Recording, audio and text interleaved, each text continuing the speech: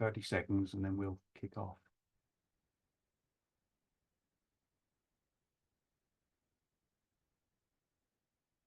Well, while we're waiting, I will say welcome to everybody. Thank you so much for joining us on what in my part of the world is a cold and dark Friday afternoon, but I hope it's better wherever you are. I'm John. I'm the Director of Conservation Optimism. And I'm just going to say a few words about what conservation optimism is, who we are, what we do. And then I'm going to hand over to Rashu, who will take us through the webinar. And then we've got some amazing speakers joining us today who are going to give us some incredible lessons learned and share their skills and experience. So conservation optimism was founded at the University of Oxford about 8 years ago.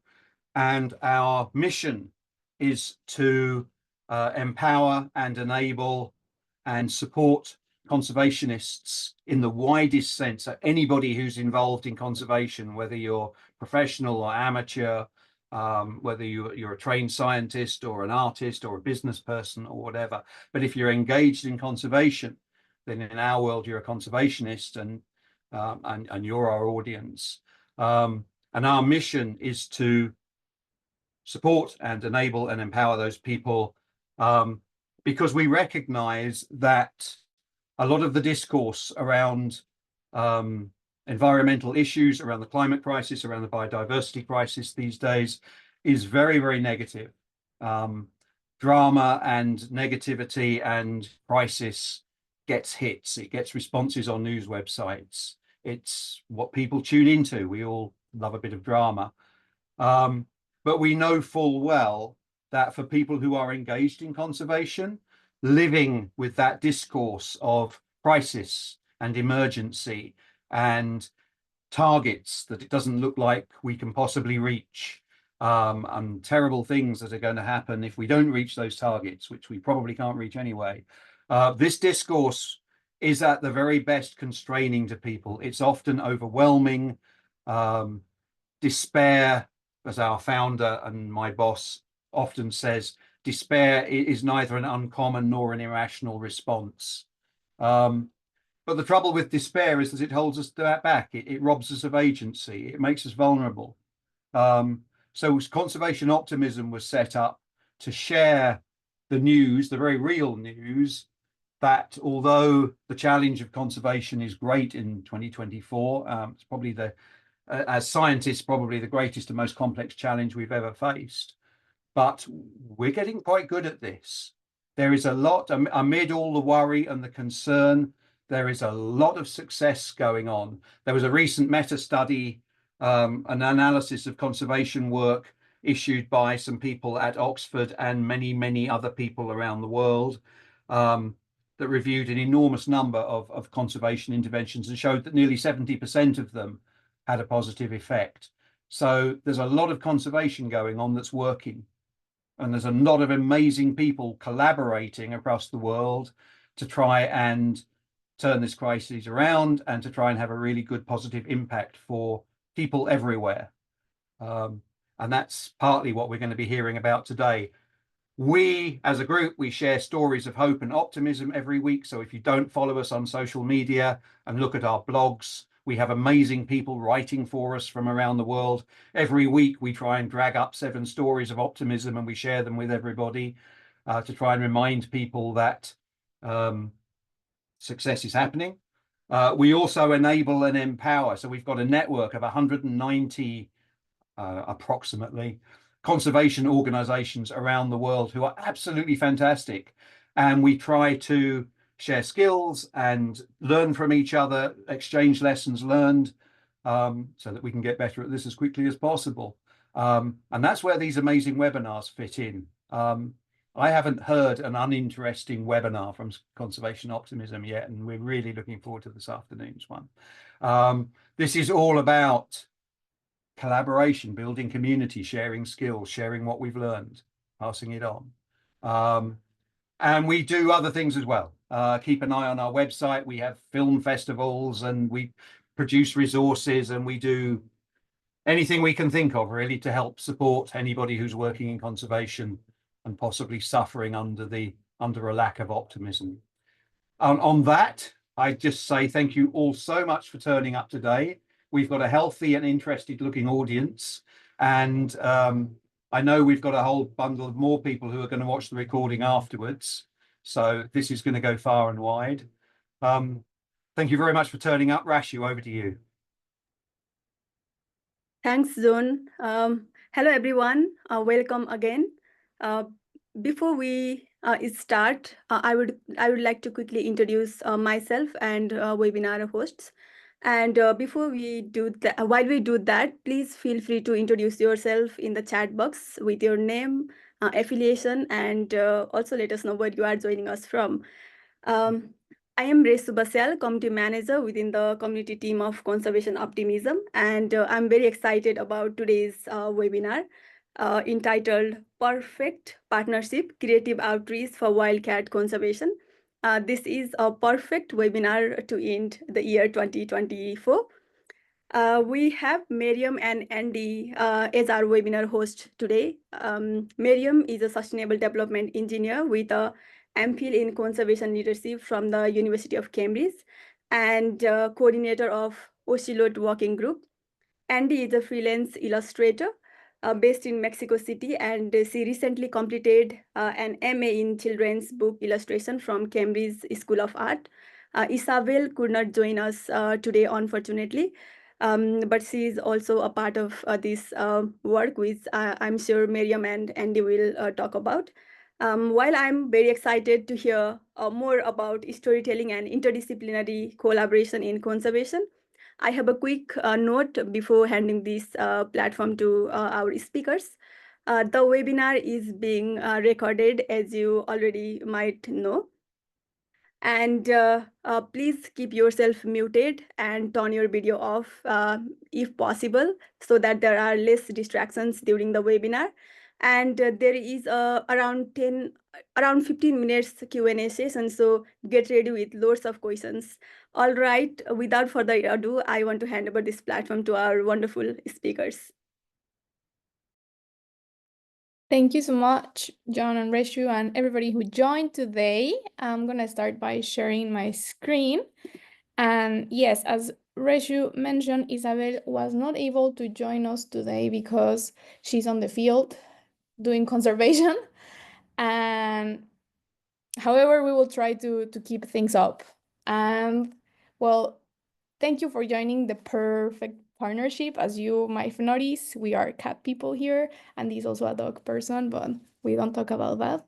And actually, I just realized that today it's the International Jaguar Day. So what a great way to kick out this webinar. So let's start by talking about how the story began. And this story takes place in the Mayan jungle of Mexico.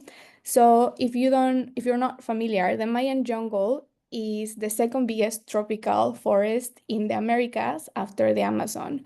And mostly this is composed by the Calakmul Reserve, which is in Mexico. And it is also the place where we have our biggest and healthiest jaguar populations in the country. So because of this, there's also a lot of negative interaction between farmers and jaguars and other cats. So things have progressed in terms of what conservationists are doing in the area to build coexistence and to address these conflicts. But Isabel, who has a background more towards human dimensions and social science implemented towards conservation, she realized that there was very little things done for kids. And how could we incorporate kids into conservation in this area? And this is particularly relevant for the Mexican context because in Mexico, we have a concept called tierras ejidales, which is communal land ownership, basically. And kids are particularly key because if at some point they inherit this land, because that's what happens, Usually right now, what will happen is people will just leave and sell the land, and then that land becomes available for unsustainable practices and things that will affect eventually conservation in the area. So that's why it's vital to understand how kids see conservation and how they relate to wildcats in this area. So we decided to do a little experiment, and we work in 3 communities where there were more, where we knew there were a lot of like high predation events in that community. And how we decided to work and measure like this perception was through asking the kids, because sometimes we assume kids don't know, or maybe we feel like their knowledge is not relevant, but sometimes that's just over assuming, and sometimes you just need to ask them to get the right answers.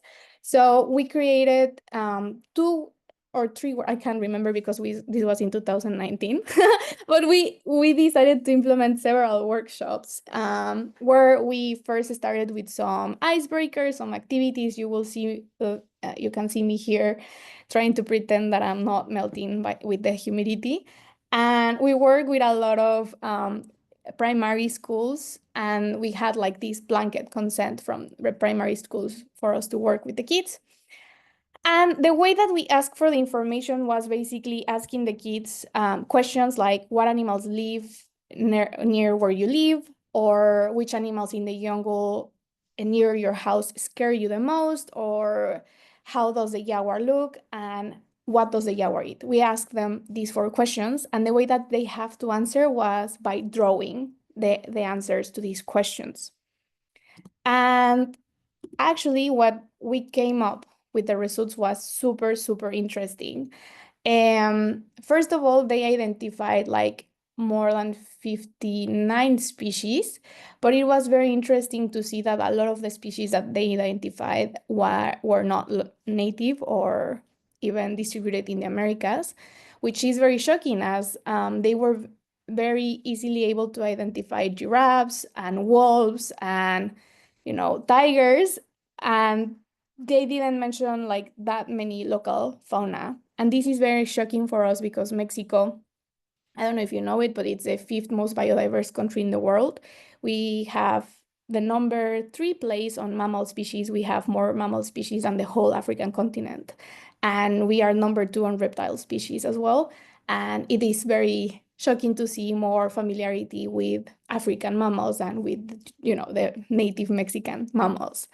It was also very interesting to see that when we asked them what animals they consider scary, they mostly talk about snakes, but also they talk about jaguars, which is something that, you know, raised our brows kind of moment, like, oh, what's going on here?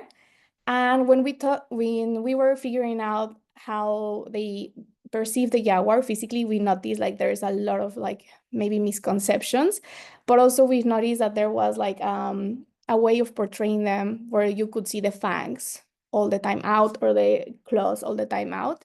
And I will talk about that in a little bit in a few slides more. So that was also interesting to see, like, okay, they if there's any kid in the country that will see a jaguar, these are the kids that will see the jaguar, but they're not able to fully depict the jaguar. So that's something to think about as well. And then one of the most interesting questions was that when we asked them, what do jaguars eat? They also depicted a lot of like cattle. So, which we know that's not true. I mean, it is true, but it's not their main diet, right? So this is a way that we knew that then the conflict or like these predation events were also kind of deceiving their way of perceiving jaguars, right? So this was very interesting to see, and of course we wanted to do something else about it. And while we were facilitating these workshops, you know, and doing like the thematical analysis, doing the research and stuff like that, we realized that in the primary schools, they don't give them textbooks that have local wildlife. So most of the materials or the things that kids will access in their local primary schools will feature African mammals rather than the local wildlife. So we started to, add 1 + 1, and we started to see that there was a need for something else rather than just us, coming back with a paper and publishing it out. So I don't know about you, but when I was growing up, I was very influenced by The Lion King and by The Jungle Book. And I told Isabel, we really need to give these kids something that they can treasure as much as their night story of The Jungle Book. We need to have a Mexican Jungle Book kind of text. So that's how we come up with the idea of Kaab. Kaab is a story. It's a very small book, and it's a story about a jaguar trying to find its way home. But the point of this story is to show the right answers to the questions, to try to address these misconceptions and highlight the ecological role of the jaguars, try to highlight how they operate as an animal, if they have claws, why do they have claws if they're all the way out, why is it not true, and trying to foster a sense of ownership and proudness, if that makes sense, of the local wildlife as well, and the jaguar as the key focal interest. And through the book, we also mentioned many ways of coexistence with the jaguar, and we try to highlight a lot about why we need to protect the cat, right? And we decided to do this book as a textbook that we could give throughout the primary schools for free. It's absolutely free. And we decided to do it through the schools because there's a very nice paper from Silvio Marchini and I think Dr. McDonald, who talk about how parents trust the information that comes from schools. And this is how children also become key influence factors, because they go back and tell the stories to the parents, and they start to influence the perception of the parents as well. So I just want to mention some highlights about the book. We use the drawings of the kids from the initial surveys in the back covers and in the inside covers to make it to make the kids feel more included and to make them feel like they were part of the creation of this project, because they were. We also have a lot of different types of illustrations to depict the threats, but also the solutions towards conserving the jaguar. We printed 1,000 copies, and I'm going to talk a lot about that at the end.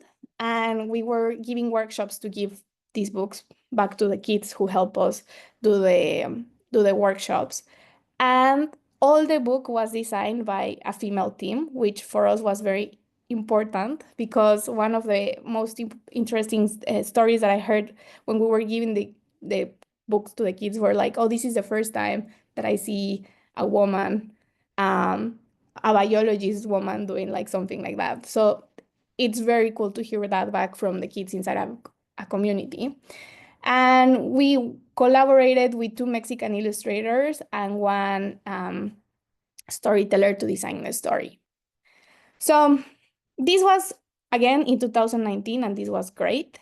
But while we were doing this process, which took us 3 years because it was like in the middle of the pandemic, we realized like, oh my God, if jaguars are left behind, small cats are way, way, way more behind in terms of like outreach. So that's we realized that we needed to do something as well for small cats. Just to give you a little national and international context, jaguars are the only big cat that we have in the Americas, but in Mexico we have 4 species of small cats. And nevertheless, we have projects focusing only in the small cats. Most of our conservation projects and efforts are focusing on jaguars. And this is also reflected in the international landscapes, where for the 33 species of small cats, they only receive less than 1% of the international budget for their conservation. Everything else, the 99.03% of the international budget for conservation, goes for 7 species of cats. And the 33 small cats are like fighting for the less than 1%. So that's how we come across Andy Malpica, and we decided to launch a series of comic books where we can talk about the small cats, try to mainstream them a little bit more, and try to digest very complex conservation topics like the threats they face, and I'm going to talk about this in the next slide, in simple messages that people can absorb just by seeing. And these comics are focusing on margais, ocelots, and jaguarundis, and we talk about how we can address the threats that they face throughout the stories. So the positive messaging is very important throughout the comic books. One of the threats that the small cats have are the presence of dogs in natural protected areas. This is an overlap picture, just to exemplify how much they share space and how close they are to, get disease transmission and many other threats. We kind of repeated the same process of having a little bit of a baseline survey with the kids of the communities that we work with, where we do neutering campaigns and vaccination campaigns for the community dogs. And we have similar results, like kids were very familiarized with other species. I laugh because there was like a platypus mentioned somewhere in there, but there was not a lot of recognition of the local wildlife. So that was like a red flag for us, and we decided to start working a little bit for this threat. Then we have another project in Calakmul, which is how climate change is driving a lot of conflict between beekeepers and wildlife in general. But we use the small cats as our flagship species to talk about the solutions that we can offer to the beekeepers to coexist with these cats and other species. And we really try to, give solutions, not only stay in the problematic, but to tell people how we can solve the problem. This is just a short video of one of the solutions that we implement, which is drinkers in strategic areas to prevent cats drinking the beehive water. And at the end, we can talk about that in the questions because it's a very complex topic.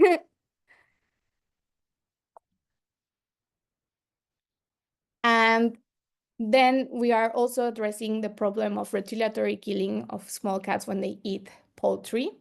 So this is a project that we're facilitating in 2 different states. So each comic book has different ways of representing the community, and Andy will diverse more on that.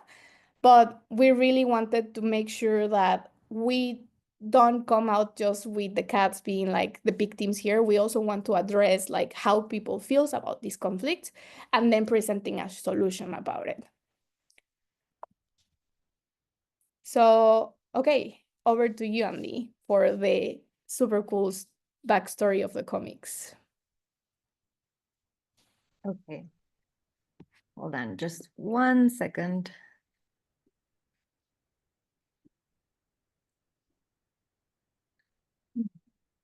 Okay, full screen. There we go. Okay, so hi, my name is Andy Malpica. I'm an illustrator with about 10 years experience, a little bit over that. The dog you see here on the bottom right, that's his name is Babas, and he has terrible timing that whenever I'm on a Zoom, he starts crying and howling. So if you hear that, that's my dog. Sorry about that, just warning in advance. And well, I have an MA in children's book illustration and also in children's literature, which would be more like the theory. So anyway, let's get to it. So yeah, I've been working as an illustrator for a long time, and my passion has always been illustrating animals. I absolutely love drawing them, and I take any project that has animals and usually avoid the ones with just people. But you have to you have to pay the bills, so I have to draw something else sometimes. So let's talk a little bit about storytelling. So this really nice old lady no one's heard about once said, the best way to get world leaders to listen is to reach for people's hearts. And to reach people's hearts, we need storytelling. So that was Jane Goodall. I know no one's heard about her in an interview with Farid Zakaria. And well, yes, stories allows us to create emotional connection with characters. We project our own life experiences into them. And we can see someone else's point of view, other communities, other cultures, and this becomes really handy, a really great tool in conservation, because we can tell a story from an animal's point of view, which we don't always see. We can really show everything they're going through, as well as other, like the conflict. So that's what we really like about the comic books. We've shown the animals' point of view and the communities that they're going through, and we really focus on not making anybody the bad guy.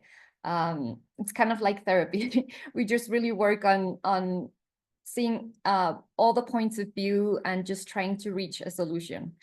And well, also stories allow us to understand better our own reality, but above all, they arm us with ideas and solutions. So why comic books? So this guy, Harvey Pecker, that does not look creepy at all in this picture, he said, comics are words and pictures. You can do anything with words and pictures. He's really famous comic book illustrator, writer, and critic. And I thought that quote was really cool.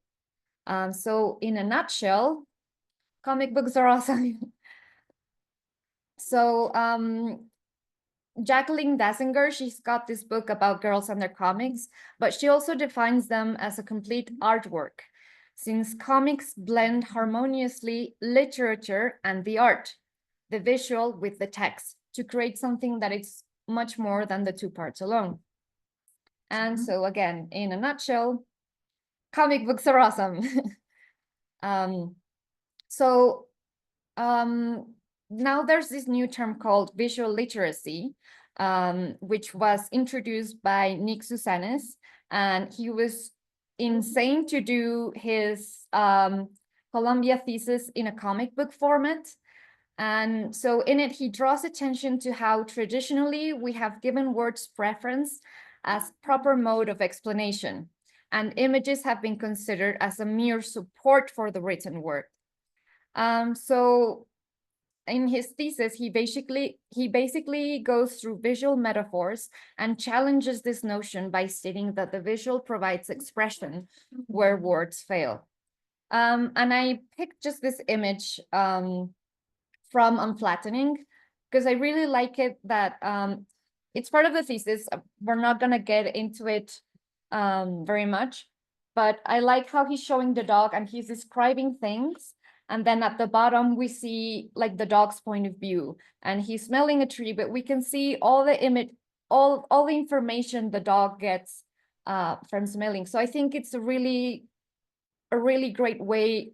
In just 1 second, you get all this information, and you can really show just so much more by combining words and images than just you can reach audiences in a different way. And so, in a nutshell, Andy and Mariam are awesome. But no, comics are awesome, actually. Just a joke. And now comic books can come in so many different styles for different audiences in different genres. You can find them nonfiction, fantasy. In here, I picked just a few that tackle a little bit the idea of conservation. Some are nonfiction, some are real life stories, some go into fantasy, but you can really find so much diversity and different ways to tell stories. So now we're going to making comics with Ocelot working group. So basically our process consists of Mariam. When I was also living in the UK, we would meet up in person. we would try to find a place with animals, as you can see. And she would give me a very detailed brief about one project in specific. And she was like, these are our goals. These are what we are trying to do. And then I would send her back drafts and ideas in black and white, just very rough, of what I thought the idea could look in a comic book. And also very general, and in a nutshell, then we would go to the final art. But it was really more like a conversation constantly, because I don't know, from the brief, I drew the first draft and I sent it to Mariam, and we would go over things over and over, correct things, and make it the best we could. And we would also sometimes talk with the biologists, and they were very specific about this needs to be modified, this wording isn't right. It's really a long conversation before we get to the final artwork. So in here, I'm also showing just a little bit. We drew the wording really fast, and then I think what took us the longest was getting the information correctly, but also very simple and understanding. Nothing very scientific, because then if like the words are, you know, too scientific, people who are not really, you know, into the language of science would maybe not understand. So we really worked on making it completely understandable and fun to read as well. I put also this image because we went in this comic book, I think is the second volume. I think was the hardest, because I would make so many mistakes in it. So for example, you can see at the bottom left, you can see the tapir with a baby tapir. And like the first time I drew it, I think I drew like 3 baby tapirs. And then Carlos, the biologist, was like, yeah, they can only have 1 baby at a time. So then I was like, okay, I need to erase them from all the single pages I drew the tapir. And he would be, I don't know, maybe I drew a different bird. So he was like, you know, in Calakmul, we have more different kind of bird, or this specific butterfly. And so we really tried to make everything as accurate as we could. And so also something very important for us is, well, since we're doing a comic, let's put, and therefore, and for kids, let's put humor, and let's try to see just how much we can push this medium. So for the first volume, this is this image is from the first one. We thought, let's put the Margai just speaking directly to the audience and narrate the situation. And so, you know, he goes like, "Hi, human, would you like to see who I'm hiding from? It's one of my biggest threats. Care to take a guess who it is?" And I like this idea of the Ocelot just walking out of the comic book. And so he kind of now becomes as an omnipresent narrator. And so he says, if you're really quiet, it might come out. Domestic dogs, also known as doggos. So the idea was to show the dog also very cute, very friendly, because, I mean, dogs don't have, it's not their fault they're going into the protected reserves. It's really no one's fault. And again, it's in here, we're not trying to find a bad guy or a guilty one.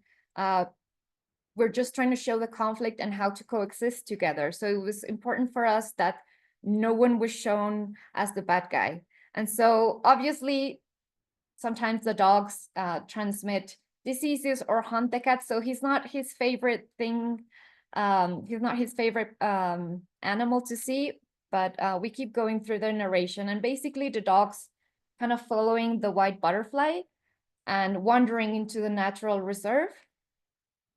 And the dog, we still show him very cute, very happy. He's meeting all the local species, but they're really terrified of them. And while we're telling the story that he's spreading diseases and preying on wildlife, we're still showing like the story. Like we're trying to tell so many things in a very, very simple way. And that is really, really, really hard. And we also thought about showcasing like how, you know, keeping your dog on a leash and keeping them vaccinated is a win-win for everyone. It's a win-win for the local species. It's a win-win for the dog because sometimes they could get run over, and it's also a win-win for the owners. So in here, kind of like the dog wanders into the highway, and the Ocelot rescues him and ends up returning him to his human. And in the end, obviously, it's very important, especially in children's book. It's very important to keep a message of hope and kind of like a safety net and solutions, because usually like hope leads to action and action leads to change. And yeah, I think that is something really important, even for grown-ups. We really, really need to keep a positive message to keep things moving. And so, yeah, the message was always to just stay positive. There are solutions. We can find a solution to a problem. And so just also one thing we wanted to talk about is this Rudine Sims Bishop. She's like one of the most important theories about children's books. She has this theory about windows, mirrors, and sliding glass doors.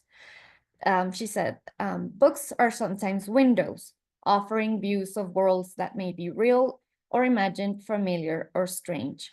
These windows are also sliding glass doors, and readers have only to walk through in imagination to become part of whatever world has been created or recreated by the author. When lighting conditions are just right, however, a window can also be a mirror. Literature transforms human experience and reflects it back to us, and in that reflection, we can see our own lives and experiences as part of the larger human experience. Reading then becomes a means of self-affirmation, and readers often seek their mirrors in books. She also said, when children cannot find themselves reflected in the books they read, or when the images they see are distorted, negative, or laughable, they learn a powerful lesson about how they are devalued in the society of which they are a part. So for us, it was really important that the comic books showcase, again, the wildlife. So for the first volume, we had the margay for certain states where you could find a margay. And since the beginning, Mariam told me, you know, in other states, really the small cats they encounter is the jaguarundi. So from the beginning, she told me maybe we could do both. And so every time I drew the small cats, I would do it in a different layer, so we could later change the cat, and then as we print it, we would print different versions. And yes, also for the second volume about the droughts and how that's pushing wildlife away, Carlos, yeah, was again very specific about which flowers I could put in, which species. Everything had to be just right. I think I had to draw the apiaries like 8 times, and he would send me lots of pictures, but sometimes I wouldn't quite get it. We went over it and over it until everything was approved by Mariam and Carlos. But it was also really good for me because it was a learning opportunity. I don't have the knowledge they have. And yeah, it was not like, you drew this wrong. It was more like, oh, by the way, this is different. And I learned so much from them. And I'm so thankful to them for everything they've been very patiently teaching me. And again, they would send me pictures like, oh, this is a picture of a small cat, you know, drinking the water from the beekeepers. And so we would be very careful how we would introduce that in the comic book. And I think here I would also have the small cat, sometimes they knock over the apiary, but then they told me, actually, it's not the small cats, it's the tapir, the ones that knock them over. So we just try to incorporate all of this into the comic books again, to make them just really relatable for the communities in Calakmul.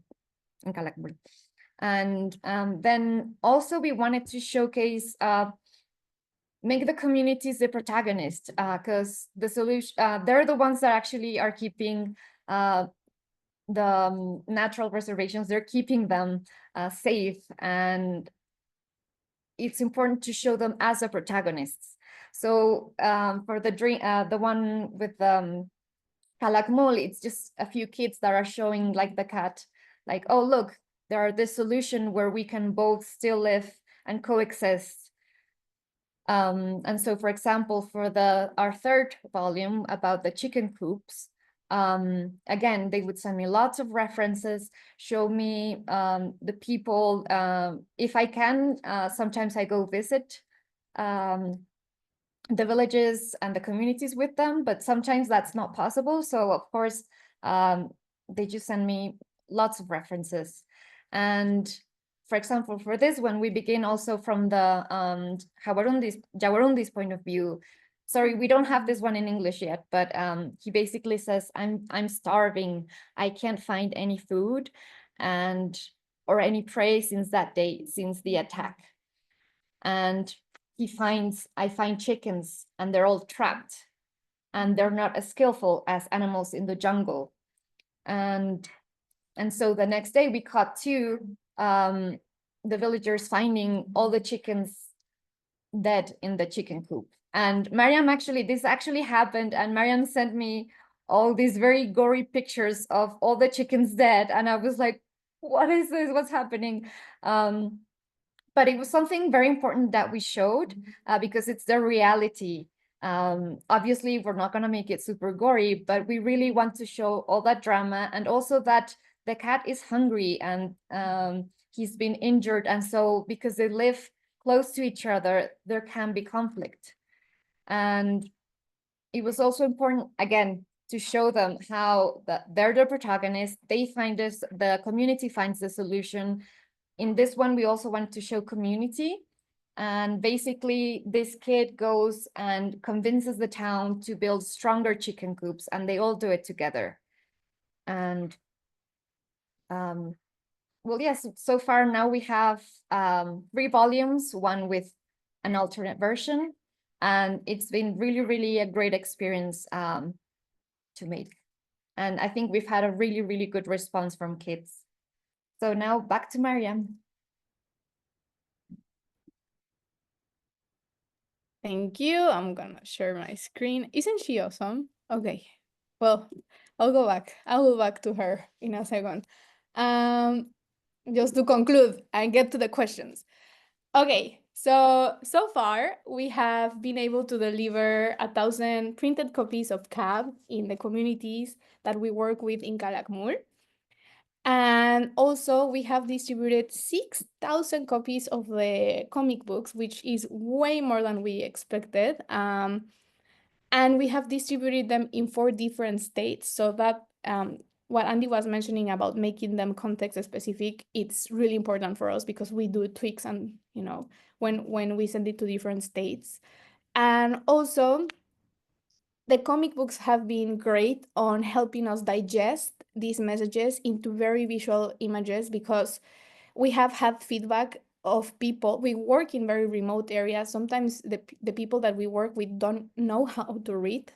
And we have gotten feedback there like, thank you for thinking about the way you communicate this, because I was able to understand without me having to read.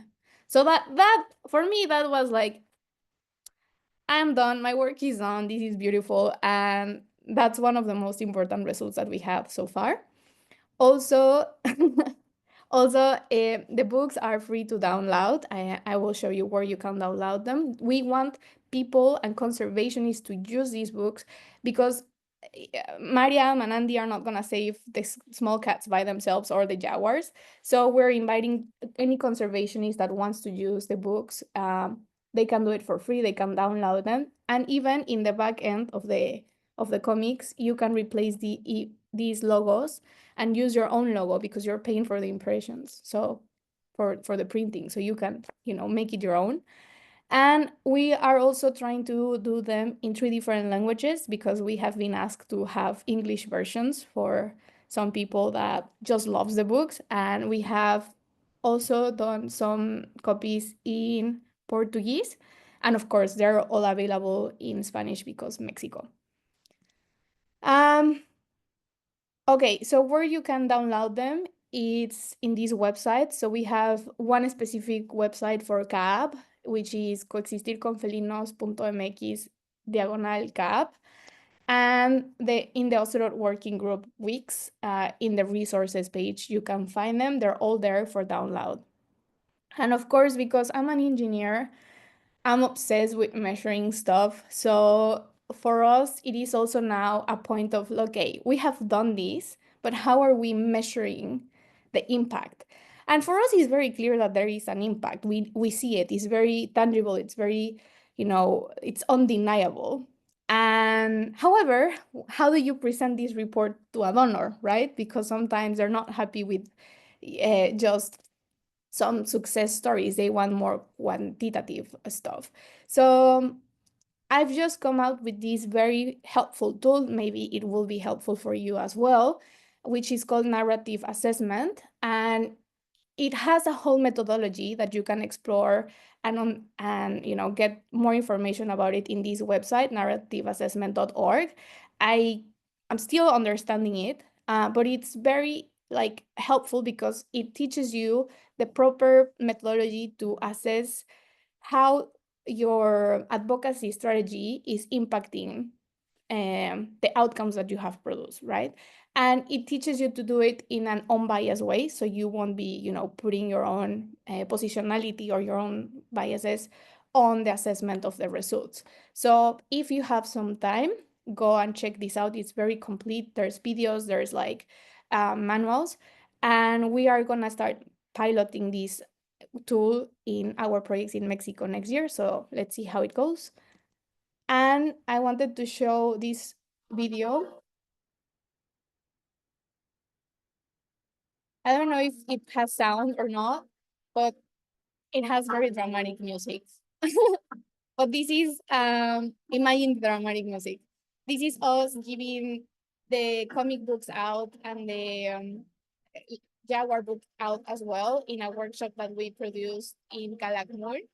And, it really makes us feel very happy to see the actual final users receiving these comic books.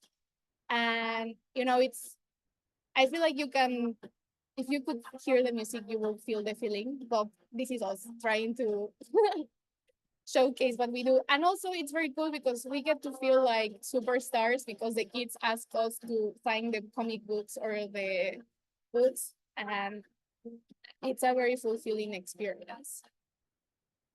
So that was one of the workshops that we did in Calakmul to give the materials.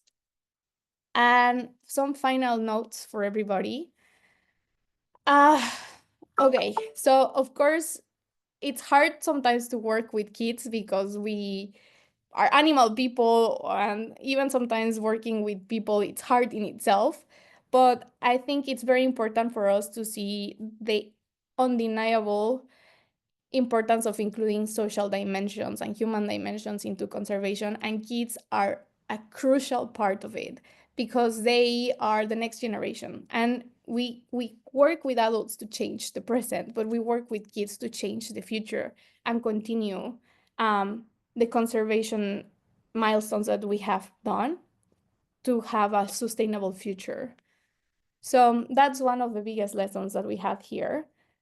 And the last one, it's teamwork makes the dream work. And sometimes I feel like in conservation, we have to be ologists, right? We have to be fundraising, we have to do the science behind it, we have to be social communicators, etc. But, we're not alone, and it is way more efficient if we partner with the right partners and if we find these talented people that will help us get some weight out of our shoulders and make it better and more efficient. So I will encourage everybody to understand the importance of interdisciplinary approaches in conservation. And you never know how you will meet your best colleagues. Like Andy and I met in a Jane Goodall event. What? So that's very cool. And so it's just trying to reflect back on the importance of networking in conservation and how you really depend on these different perspectives to make a project more impactful and more sustainable in the long term. So make friends. And last but not least, I want to thank you all for making your time to be here. I saw that there is a Chris Martin in the people that joined. So if you're the Coldplay singer, amazing. If you're not, that's also that's also cool. But thank you all for joining today. And these are our contacts. If you want to reach out to us, we're very happy to follow up the discussions after the webinar. And I just want to make a huge shout out to all the kids that have let us pick their brains and get, the responses that we wanted to get to design these materials. And yeah, to all the financial sponsors as well that believed in the project. And obviously I cannot leave without saying thank you to Andy, who has been a change maker in this project. And we're very lucky to have her on our team. So thank you for listening to us. Yes, thank you very much. Right. Thank you, Mariam and Andy, for this very insightful webinar. So I can't see any question on the chat, but if you have any question, feel free to either drop in the chat box or ask directly by raising your hand. I can see John with his hands raised. So John? John always has his hand raised. John always has questions. I've got two, but I'll do one, and then hopefully the rest of the guys will trample me. Which one to go for? I'm going to ask Andy. I completely agreeing with so much of what you're saying. I mean, conservation is about human behavior change these days. That means communicating, that means storytelling. It's just, it's the way human brains work, and we've got to realize that. I think somebody said we understand the world in narratives, and then we go to sleep and dream stories. It's just, we've got to understand the value. But how do you touched on this, but it's worth pursuing. Stories get simple very quickly. We look at a political situation and divide it up into good guys and bad guys. If Greenpeace are doing a campaign, they want a villain. They want everybody to feel emotional, feel good about these guys, feel really angry about those guys, and then go and sign the petition. But if we're telling a conservation story, they're usually much more complicated than that. How do we tell really good stories without falling into those traps of the good guy, the villain? How do we not oversimplify it? Well, I think it's very important. Like Mariam really guided me on this and telling me like if she just told me, the chicken coops, for example, well, they go in because they're very hungry and they eat all the chickens and then they kill them. They kill the margais, for example. At the beginning, they used to kill them, the ocelots, the small cats. We could place them as, just murderers, or the other way around. We can place the small cats as these very vicious animals who are stealing their livelihood. You can have all these possibilities in storytelling, but that's not really the point. The point is she was very, very good at telling me it's really important that we find just a way to coexist. And I think the best way to reach a good storytelling is to really have a lot of information, to really study that, and they have done that. So they give me all this idea that it's not very simple. The solution is not easy. And I just try to put that into visual storytelling. But I think, yeah, it's very important to be very well informed, have the context right. And it's really basically them who guided me in telling me it's no one's fault, but we can find a solution to coexist. And we talk a lot about going to therapy in our meetings, but it's true. It's also like we need to kind of go in a very weird way to therapy with like how we've met animals before and how we interact with them. We just have to find the solutions of where are we going wrong. And I'm just amazed, like, for example, with the drinking places for the animals. I think since they put them, there has been no animals that have gone to the apiaries and knocking the water over. So I mean, the solutions work. So it's just really, I mean, for me, it's just amazing to be a little small part into what they're doing. And yeah. And just to jump into that, making sure that we're very aware of the context, because, you know, problematics are not only one-sided. And I think that's the beauty of being able to be the mediator in this conversation, using these tools to be showing both perspectives. And, you know, conflict, sometimes we see it as a bad thing, but it's a first conversation to lead to a solution. So sometimes we just need to, you know, be very emotionally intelligent, which is something that in conservation, unfortunately, we need to be super emotionally intelligent. in real life. It's 100%. And be like, okay, I personally don't feel like the cats should be villainized, but also I don't feel like the communities should be villainized. So let's talk about both perspectives and find the middle ground and focus on the solutions, which is, I believe, where we all want to get at some point. The art of communicating complexity. Yeah. That's why we need her. Yeah, Andy doesn't know it yet, but she's going to be doing some work for conservation optimism. I haven't quite worked out what it's going to be or how we're going to pay her yet, but we'll get there. We'll get there. Yeah. Great. Are there other people with their hands up? Anybody got any questions? I can't see any hands up also, but I have some questions. So I will ask. I'll take the opportunity to ask my questions.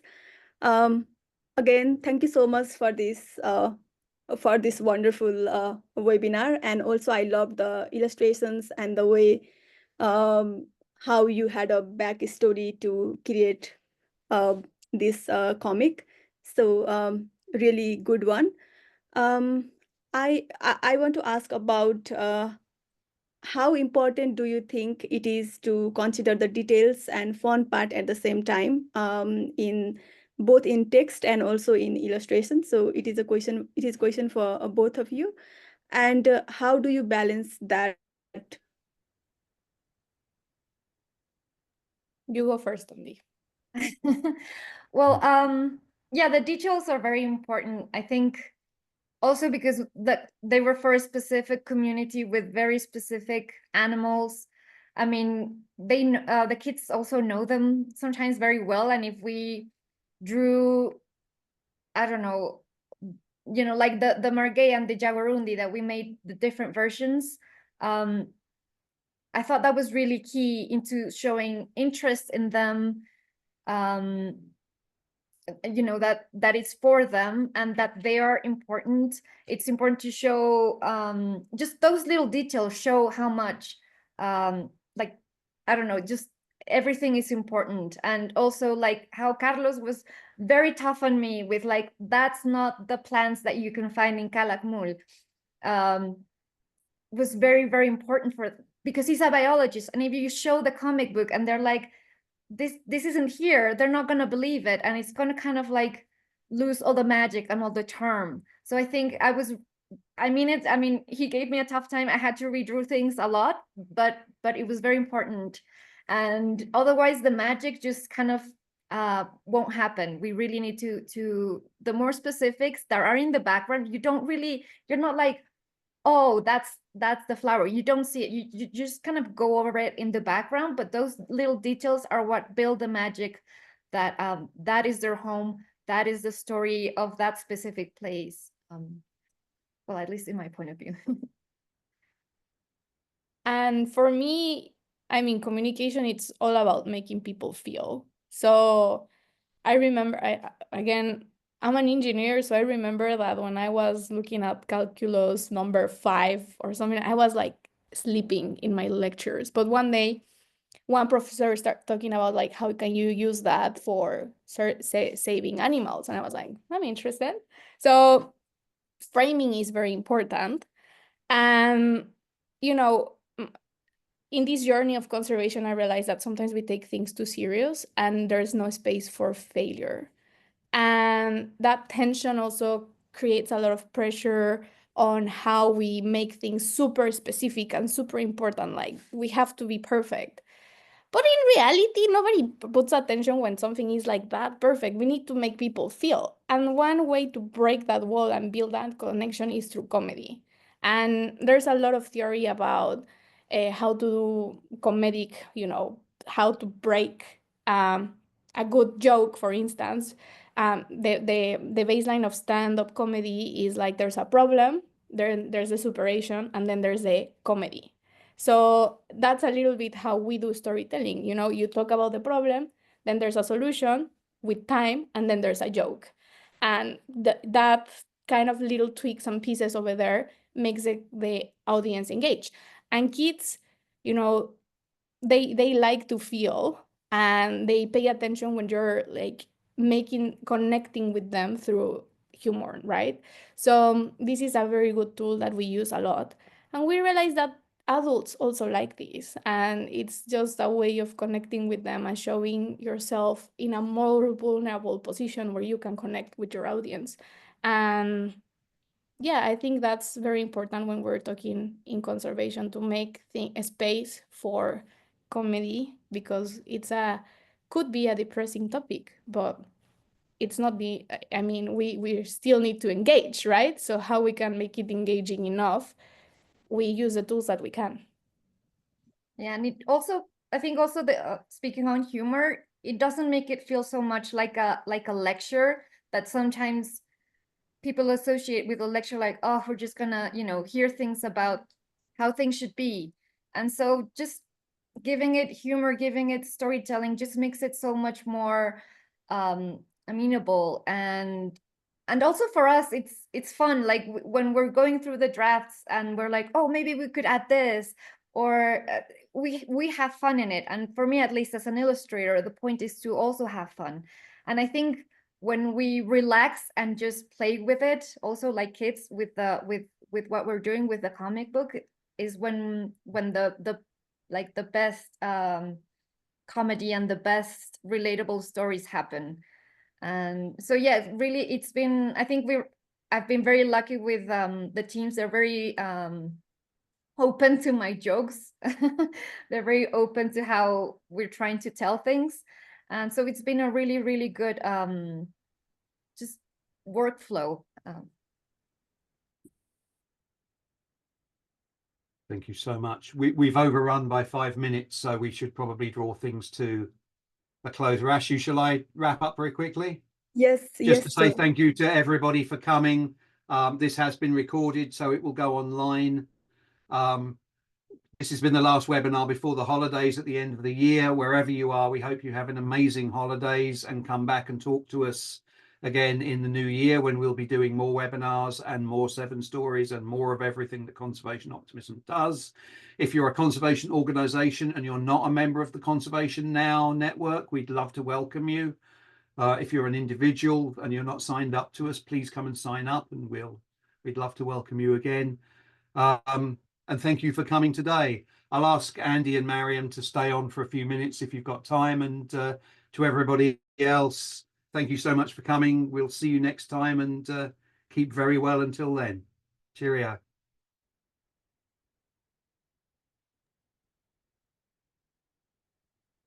Thank you, everyone. Thank you, And we Mariam. hope Chris gets back to the band all right. They're probably missing him. Go sign some autographs.